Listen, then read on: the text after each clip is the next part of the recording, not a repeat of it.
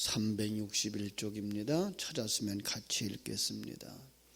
여호와의 사자가 길갈에서부터 보김으로 올라와 말하되 내가 너희를 애굽에서 올라오게 하여 내가 너희의 조상들에게 맹세한 땅으로 들어가게 하였으며 또 내가 이르기를 내가 너희와 함께한 언약을 영원히 어기지 아니하리니 너희는 이 땅의 주민과 언약을 맺지 말며 그들의 제단들을 헐라 하였거늘 너희가 내 목소리를 듣지 아니하였으니 어찌하여 그리하였느냐. 그러므로 내가 또 말하기를 내가 그들을 너희 앞에서 쫓아내지 아니하리니 그들이 너희 옆구리에 가시가 될 것이며 그들의 신들이 너희에게 올무가 되리라 하였노라.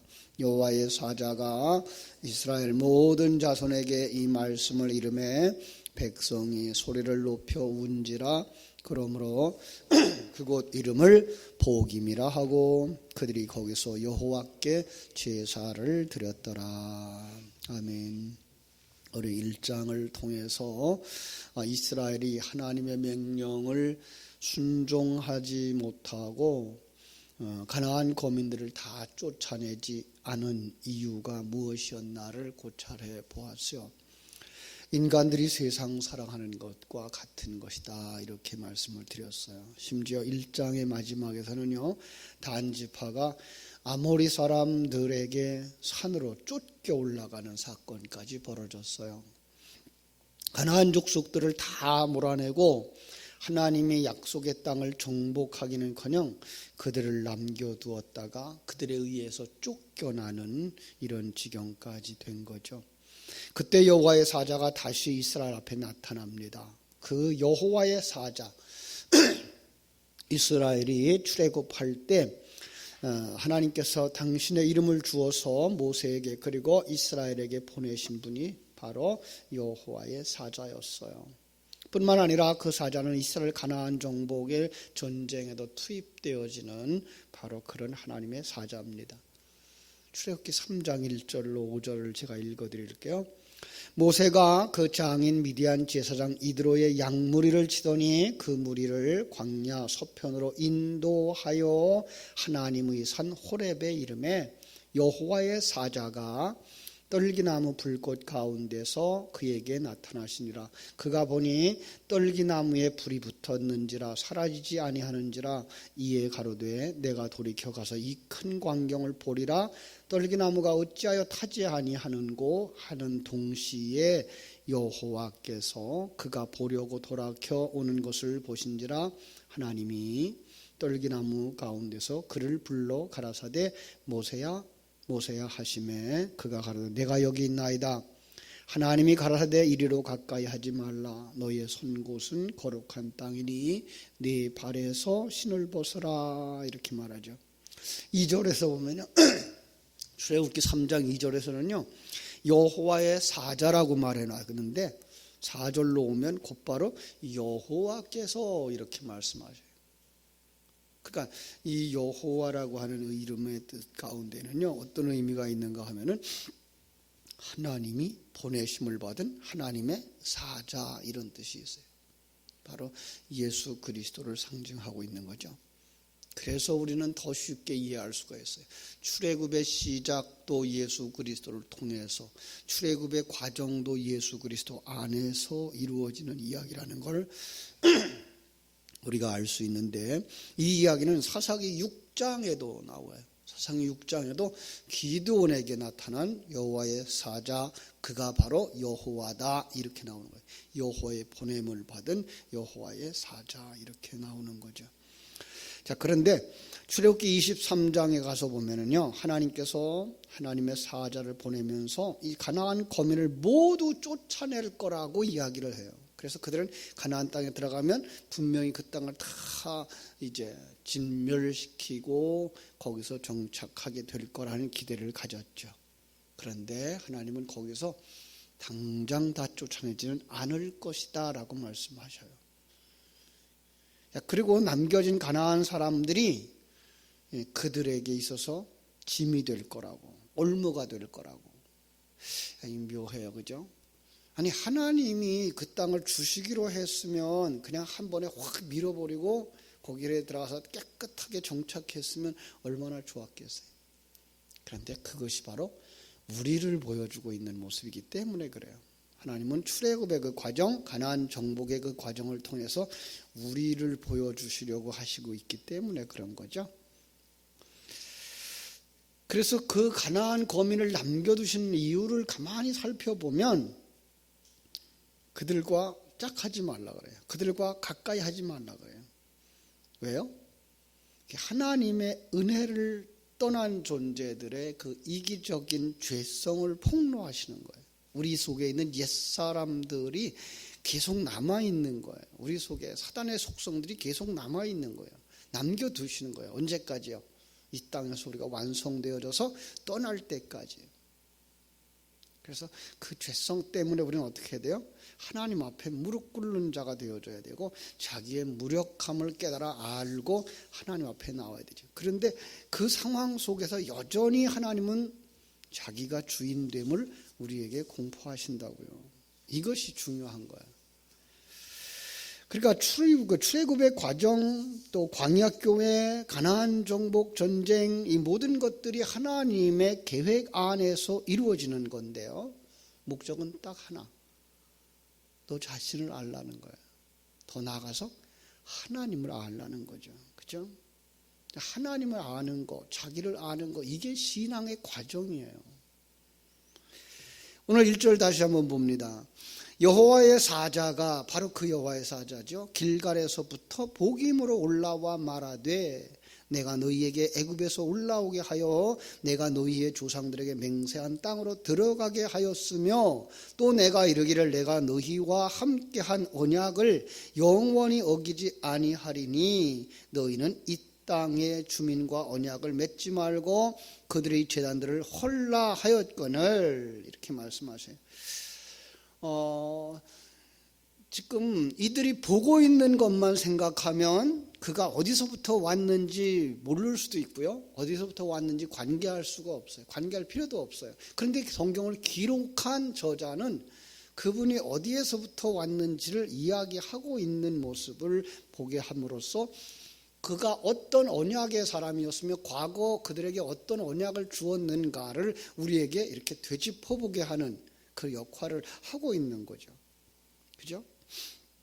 이 복임이 어디예요? 길갈에서부터 복임에까지 이르렀거든요. 이 길갈이 어딘가를 살펴보자고요. 길갈. 거기에는요, 이스라엘 백성들이 그 가나안 땅에 딱 도착할 때 어떻게 건너죠? 언약궤를 메고 제사장들이 물에 들어가죠. 그죠? 그러면 거기에 백성들이 다 요단강을 건너가요. 그리고 거기서 돌 12개를 가져다가 쌓은 곳이 바로 이 길갈이죠.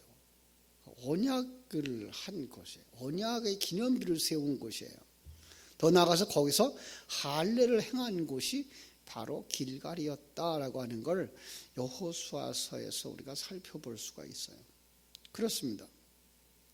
그러니까 그들에게 이거 잊지 마라 라는 거예요. 그리고 그 요단강을 건너고 하나님이 주시기로 약속한 땅에서 하나님의 전쟁에 승리하게 하는 건 이건 하나님의 전쟁이야 라고 하는 걸 잊지 않도록 하게 하기 위해서 하나님은 이렇게 지금 심어주고 있는 거예요. 길갈에서부터 복임으로 왔다라고 하는 이야기를 하고 있는 거예요. 여러분, 그 세례가, 그 요단강을 건너는 것이 세례라고 말할 수 있고요. 그걸 더 확실하게 그들에게 근거로 가지고 살도록 하게 해주신 게 할례였다는 거 알죠? 할례를 통해서 그들은 이제 우리의 삶으로 생명이 이어져 가는 것이 아니라 하나님이 하셨어라고 하는 것을 우리가 알 수가 있는 거죠. 그죠? 이렇게 하나님은 이 한 이름, 길갈이라고 하는 이름 속에다가 언약을 생각나게 했고, 그리고 말씀을 따라 순종했을 때 그들이 요단강을 건너는 이야기를 기억하도록 해준 것이었어요. 그죠? 자, 할례의 본래적 의미는 그런 육적인 것을 벗는 거죠. 창세기에서 6장으로 가보면요, 창세기 6장 1절로 3절에 보면 하나님의 신이 떠나버린 육체, 고깃덩어리, 그죠? 그걸 갖다가 이 육이라고 말하고 있는 것을 볼 수가 있습니다. 그 육의 상태에 머무는 제한된 시간 동안 제한적인 삶을 살다가 제한적으로 주어진 하나님의 생명력을 모두 빼앗기는 날 영원한 멸망으로 들어가게 되는 게 인간의 육인 것을 성경은 이야기하고 있어요. 그렇죠? 자, 이러한 삶 속에서 하나님은 은혜를 입혀주셔서 우리로 하여금 하나님의 생명을 가지고 하나님이 허락하신 환경 속에서 자신들이 만들어져 가고 있다는 과정을 깨달아 알라고 하는 것입니다. 그래서 사사기 2장 서두가 여호수아의 이야기를 그대로 가져오면서 우리에게 뭐라고 말하는 거예요? 이 사사기의 사건도 바로 이와 같이 하나님이 일하십니다 라고 하는 것 우리에게 깨닫게 해주는 거예요. 이제 거기에서부터 어디로 와요? 보김으로 옵니다. 보김은 길가에서 한 20km쯤 떨어져 있는 곳이라는데요. 전에는 다른 이름이 있었어요. 그런데 그들이 거기서 울었기 때문에 그 이름을 보김이라 했다 이렇게 얘기를 했어요. 그렇죠? 그럼 그 이전의 이름은 무엇이었을까요? 2절. 오늘 5절의 말씀에 보면은요, 이걸 알 수가 있어요. 5절. 그러므로 그곳을 이름하여 보김이라 하고 그들이 거기서 여호와께 제사를 드렸더라. 그래.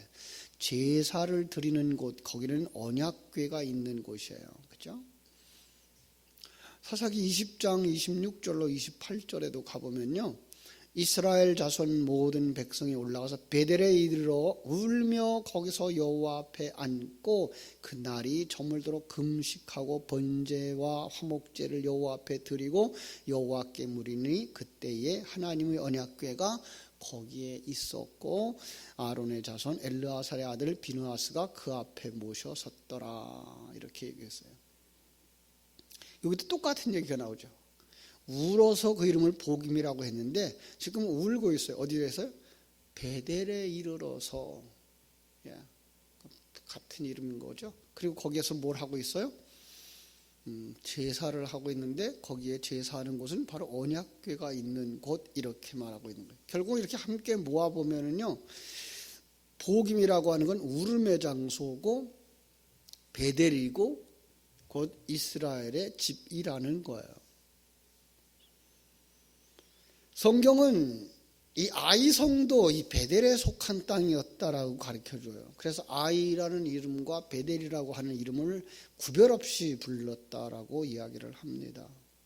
바로 우리는 그런 면에서 이스라엘이라고 하는 나라가 사실은 크질 않아요.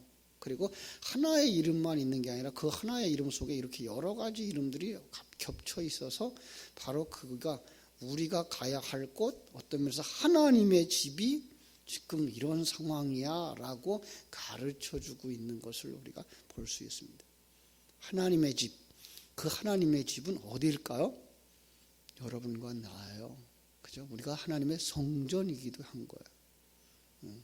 그러니까 하나님의 집을 교회라고만 생각해도 안 되고요. 지역적인 이스라엘 땅의 그 베델이라고 하는 그 지역만 생각하면 안 되고 바로 거기가 하나님이 거하시는 곳, 바로 우리 자신인 것을 알 수가 있는 거죠. 그렇죠? 이렇게 하나님께서는 성경의 단어 속에다가 많은 사건들을 담아주시고 우리에게 깨닫게 해주시는데 그 속에서 분명한 건 뭐예요? 하나님이 그 일을 하신다라는 것이고 우리는 얼마나 그 앞에서 순종하지 못하는 자인가를 보여주는 그림을 그려내고 있는 거죠. 자, 이제 다시 한번 하나님께서 우리에게 주신 말씀 2절. 너희는 이 땅 거민과 언약을 세우지 말며 그들의 단을 헐라하였거늘 너희가 내 목소리를 청종치 아니하였도다. 왜 그랬니? 이렇게 말씀하고 있어요. 하나님이 아이성에서 여호와의 전쟁에서 얻어지는 모든 노량물을 전부 다 여호와의 창고에 드리라고 했죠. 그런데 아간이 그 중에 개인 소유로 남겨서 하나님의 진노를 샀던 사실을 우리는 기억합니다. 같은 사건처럼 이렇게 보시면 돼요. 복임에서도 똑같은 하나님의 진노가 떨어진 거예요. 하나님께서 가나안 땅을 다 진멸하고 했는데 그들과 언약을 세워서도 안 되고 그들의 단을 헐어버리라고 했는데 사사기 1장에서 본 것처럼 이스라엘은 가나안의 문명과 그들이 섬기는 풍요의 신들의 매료돼서 하나님과의 언약을 팽개치고 그들과 짝했던 거예요. 짝했던 이야기를 3절을 이렇게 말하고 있어요. 그러므로 내가 또 말하기를 내가 그들을 너희 앞에서 쫓아내지 아니하리니 그들이 너희 옆구리에 가시가 될 것이며 그들의 신들이 너희에게 올무가 되리라 하였노라. 자, 이 말씀은 이미 민수기, 신명기, 여호수아 아주 귀에 못이 박히도록 반복해서 경고하셨던 말씀이에요. 그렇게 여러 번 이야기하는 건 중요하다는 얘기고 하나님은 반드시 그렇게 할 것이라고 하는 얘기인데 그들은 반복하는 이야기를 소홀히 여겨버린단 말이에요. 이게 우리의 모습일 수 있는 거죠. 그런데 지금 사사기 2장에서 또 반복하고 있는 거예요. 더군다나 우리가 알고 있는 것은 지금 옆구리에 가시가 될 것이다. 그래서 그래가 괴롭게 하겠구나라는 생각을 하는데 원문에는 가시란 단어가 없어요. 아마도 그 구약에서 계속해서 그 옆구리에 가시라는 이야기가 나왔기 때문에 그 똑같은 이야기와 같은 이야기다라고 생각해서 여기다 가시란 단어를 집어넣은 것 같은데 실상은 너희의 옆구리가 되리라 그러고 이스라엘 백성들의 너희의 옆구리는 어떤 상용군가 하면 그의 짝이 된다는 얘기예요. 그럼 뭐 한 거예요 지금? 그들과 짝한 거예요. 그들을 신부로 삼은 거예요. 그러니까 그들을 그냥 사랑하게 된 거예요. 그런데 뭐예요? 그것 때문에 올무가 되는 거예요. 아니, 사사기 계속해서 뭘 얘기하고 있는 거예요? 너희들 그 땅에 들어가서 그 땅과 진멸해야 돼. 세상적인 가치관 버려야 돼. 세상적인 관점 버려야 돼. 그런데 우리는 여전히 신앙 안에 들어와서도 그걸 못 버리는 거예요. 그게 뭐예요? 세속적인 종교관이에요. 그래서 참 일이 잘 됐을 때만 그걸 간증거리로 삼고 사는 사람들. 간증의 예를 들으면서 느끼는 게 바로 그거죠. 일이 안 됐을 때는 하나님 함께 하지 않았던 것처럼 얘기를 해요. 아니에요. 그 상황에서도 하나님 함께 하셨다는 걸 우리가 잊지 말아야 돼요. 이들이 이스라엘과 짝하고 있을 때 하나님 같이 안 했나요? 하나님 같이 했어요. 그러니까 우리는 그걸 잊어버려요. 그걸 잊어버리면 우리가 뭐예요? 어제 말씀처럼 우리가 문둥병자가 되는 거죠. 하나님은 그 과정을 통해서 하나님을 알게 해주시고 우리 자신을 알게 해주시는데 목적이 있는 거지 이 세상에서 잘 살고 일이 잘 되게 해주는데 이 목적이 있는 거 아니란 말이에요. 근데 많은 사람들이 잘된 사람들의 이야기만 갖다가 간증을 하게 하니까 뭐해요? 우리가 그러면 하나님이 함께 해주시면 일이 잘 되는구나. 하나님이 함께 해주시면 일이 풀려지는구나. 이쪽으로만 생각을 한다고요. 그럼 예수님의 일생은 뭐예요? 십자가에서 죽으셔요. 바울의 일생은 뭐예요? 옥에 갇히고요, 매맞고요, 순교해요. 그때 하나님 멀리 계셨나요? 아니요, 하나님 함께 하셨어요. 이 부분을 우리가 놓치고 가면 안 되는 거예요. 그런데 뭐예요? 그때라도 뭐 하지 말라고요? 그걸 사랑하지 말아요. 그때라도 그 세상을 사랑하지 마라. 신앙생활에 힘들고 어려울 때라도 세상적인 가치관을 가지고 그걸 기대하지 마라 라고 말씀하시는 거죠. 그런데 성경은 세상적인 그릇을 가지고 우리에게 진리를 담아서 보여주는 것이기 때문에 그들이 고난의 때에 그들이 범죄하였기 때문에 고난을 당하는 그림으로 그려내고 그리고 하나님이 함께 하시면 문제가 해결되어지는 그림으로 그려내고 있는 거예요. 그러나 그들이 실패한 그 순간에도 하나님이 그들을 버린 적이 없다는 거예요. 떠난 적이 없다는 거예요. 그걸 통해서 그들을 하나님을 알게 하고 자기의 무능함을 알게 하시는 하나님입니다.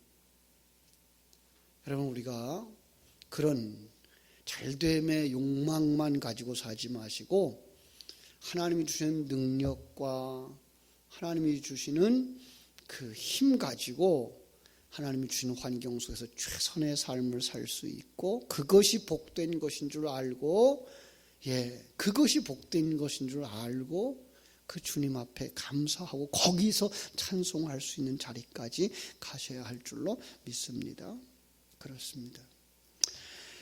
그래서 민수기 33장 55절 56절은요 하나님께서 이렇게 말씀하고 계세요.